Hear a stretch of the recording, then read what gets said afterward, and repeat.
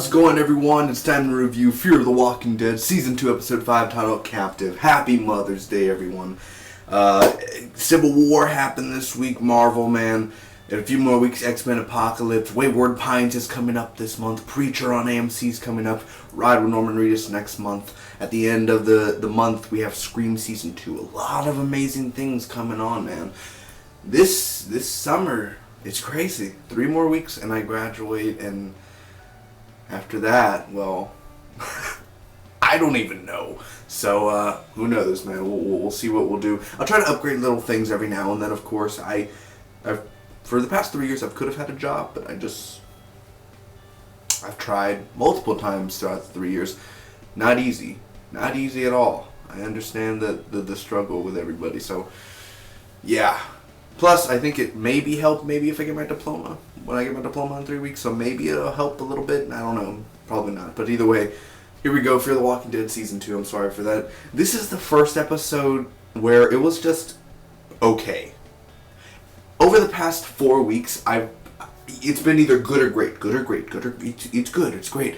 But this is the first episode this season where I was like, it's okay. The last 15 minutes were the best out of the episode. So let's get into it. Just taking less than 2 minutes to recap the episode, give you the pros, cons, and final score. Make sure on my channel to check out my reaction to the episode and the past episodes of all the Fear the Walking Dead Season 2 episodes. So, Captive, here we go. First off, Alicia is on this boat with Jake, and it's on the docks and everything in a big boat. It's Connor's boat. And the girl takes, the girl that was pregnant, from last week's episode, she takes her steak. Ain't nobody touches my steak. I don't care if she's pregnant. If I was in this show and someone took my steak, I would. And it was a plastic. It was a plastic fork. If it was a real metal fork, I'd jab it into her stomach. I'm being serious. Ain't no one take my steak. Plus, that woman, she's evil. She's an evil pregnant woman, man. Evil pregnant woman. Don't tell me you wouldn't do the same thing. I'd get it for the steak, and I'd get it because she's just a really mean, nasty person that would bring a child into this world. And, well, I would take care of the child or give it to somebody because that woman's evil. You saw what she did last week. Very evil. Anyway, so she now has a job. Jake ends up giving her a job and, looking at the radar. This one will go save. This one will go destroy, all this. It's a stupid job, really, what's going on. Travis wakes up and he sees Alex. This is the big, oh my god, what moment? Alex, that Strand cut the ship 2 weeks ago. Connor found her, and what do you have to offer? And she's a little crazy. She's a little, not full on, but she blames Travis for what happened. Madison is going for Travis. The hostage is Connor's brother. I did not know that was Jesse McCartney.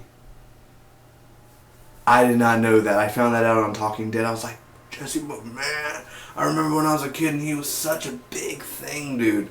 Oh man, he's unrecognizable, which is a cool thing. He finally grew up from that look, and he's not a bad actor. He's not a great actor, but he wasn't a bad short little villain for an episode, dude. He was actually pretty good at that, talking and sweating and all that, what they ever do to make him look all like that, like that. Not bad, Jesse McCartney, not bad. Either way, Strand is awake and he steers the ship. Alex is sort of crazy. Like I said, Alicia fights Jake, and almost in a little sort of way where she's like, "Where's my family? Why?" Because Abigail's approaching on the radar, and she's like, "Are they alive?" and all that. And she's wrestling with him, and they're gonna end up working together. So Abigail is approaching. Like I said, Travis and Alex talk and find out that Jack died, or the kid that was the burnt face and from Flight 462 or whatever, that guy died. Alex had to kill him. So anyway, Reed tries to get into Chris's head, but Nick ends up closing the door. Alicia talks to Travis, and basically he's like, if you have to escape, just leave me here, stuff like that. And she's like, no, I'll come back for you. Chris shoots Reed, and he turns into a walker. But the thing was, Chris said he was turning into a walker, I had to kill him. That sort of thing. It basically points that Chris ended up killing Reed.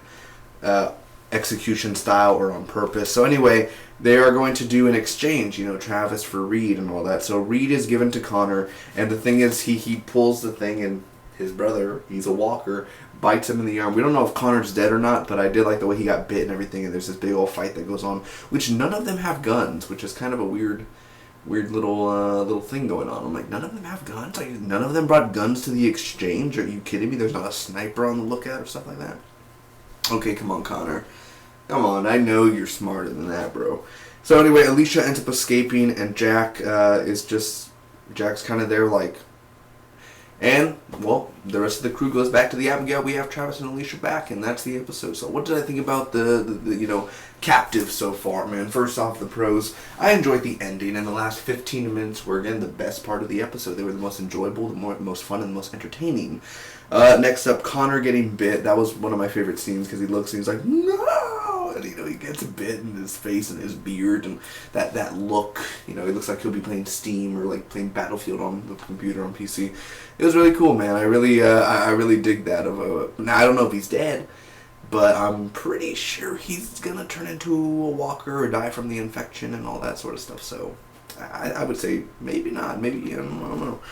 So anyway, Reed, definitely Jesse McCartney did a really good job the way that he portrayed that character and the look and how he was, getting into Chris's mind, and, he has the thing through his stomach, the spear and all that. Daniel, dude, Ruben Glades, I believe his name is, man. Really, really good this episode. He's starting to hear voices. I don't know where we're going with that. I honestly don't know why they're going to do that, but we'll see. It may be worth it at the end, or it may not, but Daniel really stepped up this episode at parts, and I like the way he was like, wait, and he, the Reed was on the wall and everything, and he thought about, like, okay, we'll do the exchange like this, which was really cool, man, because I like how he stepped up and everything, but there's always this thing with Chris and Daniel where, Daniel's like, Chris, step out, and Chris is like, no. Like, nobody listens to Daniel, but yet Daniel's like the Dell of the show, or the Herschel of the show in a sort of way, where he has that wisdom, that knowledge. Next up, Strand. Actually, Strand was very nice to Madison in the way he was towards Madison. I kind of enjoy that. Strand's not all like, I don't care, I'm going to do what I want, I was in Selma, all that sort of things. I like how actually Strand kind of picked it up a little bit and was kind of, like, hey, we're even and all that, let's go get your family. But he wasn't like, he didn't like, no, we must not get your family, we have to go to Mexico, Baja, yeah, sure, Martin Luther King, all that good stuff. So anyway, I enjoyed Strand a lot. Really good at, and I saw him in Selma recently. Awesome movie, dude. George Wallace, played by Tim Roth. It's pretty crazy. I like that. But either way, those are the pros. Really, the cons of the episode. Now, it was slow, a very slow episode, and it was slow the first season. No, not like that. This was just a slow-paced episode where it's like, show Alicia, show Madison, she's driving the boat, show Strand, he's on the boat, sitting down, talking to Luis, show Chris, he's on the boat, sitting there, looking, on guard, and it's just like slow little things that are not progressing the story whatsoever. Little by little, it's almost like a little filler episode, as well as it is slow with Travis, because Travis is one of my favorite characters, and Cliff Curtis is awesome. But with Travis this episode, and him talking to Alex and all that, those were just the slow, boring moments, and you get it, they're emotional in the way, you get where he's coming from and saying, like, I had to do this, I had to do that, and I understand what you have to do. But it still was just a slow, bore. You're like, I'd rather be watching Game of Thrones right now, but I can't afford HBO. That sort of stuff. And other than that, Alicia at times, I'm still not a big fan of Alicia. And she looks like she has makeup on. This is the apocalypse. How does she look so good in the apocalypse? Let's be honest. Other than that, like, that's the problem with the episode. It's just a slow, really not. The first 40 minutes are not entertaining. They don't grab attention to me, man. It's just sort of a blur, really, where, I don't know, it's just not that big of an episode or important, really. It's just one of those episodes where it's like, alright, it's okay, like, it was okay. It's not a horrible episode, it's not a bad episode, but it's not a good episode, So, ladies and gentlemen, boys and girls, I'm going to be giving Fear the Walking Dead Season 2, Episode 5, titled Captive, a C+. The first to enter below a B, I believe, in the Fear the Walking Dead Season 2 so far. So it's a C+, man. Okay episode, okay. Not bad, but not good. Thank you so much for watching. Make sure to subscribe, and if you want to subscribe, I actually meant comment, but if you want to subscribe and look at all my other reviews and all the other TV shows I do, tomorrow hopefully the Flash review should be coming out, the Agents of S.H.I.E.L.D. and a Gotham review. So 3 reviews hopefully tomorrow. And check out my Captain America Civil War spoiler review and non-spoiler review on the channel. Make sure, again, hit that subscribe button, like, comment, and share. Until next time, bye-bye.